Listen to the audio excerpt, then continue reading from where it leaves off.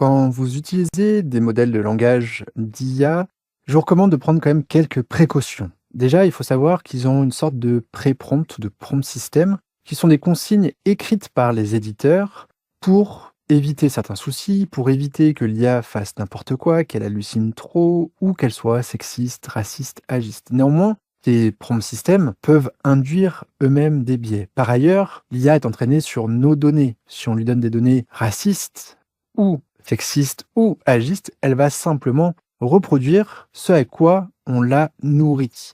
Donc parfois, c'est pas l'IA elle-même qui a un problème avec l'âge des femmes en photo, c'est nous, les jeux de données qu'on lui a apportés, où il n'y avait pas de femmes avec des cheveux blancs, donc l'IA ne sait pas que les femmes ont des cheveux blancs.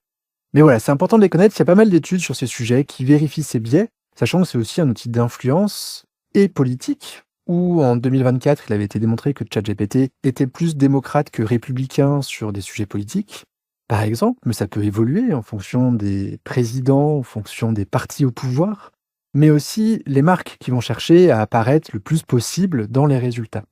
Donc il faut faire attention à ça, il faut avoir ça en tête et prendre du recul par rapport aux résultats proposés par l'IA.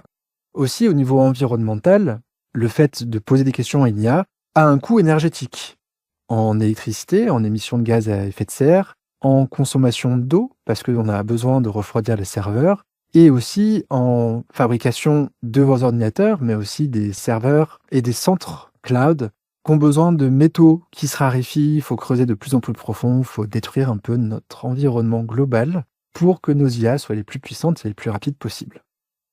Je vous mettrai en index un article de Mistral qui a présenté de façon très transparente son coût énergétique, sa consommation d'eau et sa consommation de ressources minérales.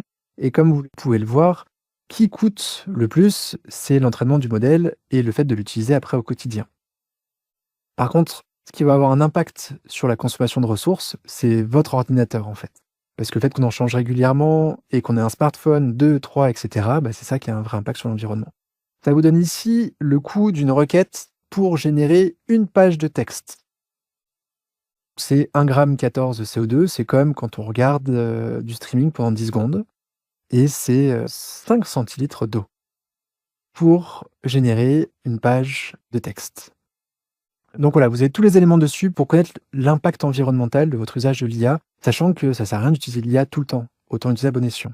Par ailleurs, attention, aujourd'hui, il peut y avoir des failles de sécurité sur ces outils-là, pas plus que sur n'importe quel autre outil informatique, dès que vous êtes sur du numérique, il peut y avoir des failles de sécurité, mais vous donnez aussi beaucoup d'infos à l'IA, qui va apprendre à vous connaître par vos interactions avec, sachant que tout ce que vous lui écrivez peut être utilisé par la justice en cas de problème.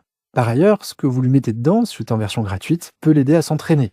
Donc attention aussi à ce que vous lui apportez comme contenu, il faut que ce soit des contenus qui vous appartiennent, sur lesquels vous avez des droits dessus, évidemment.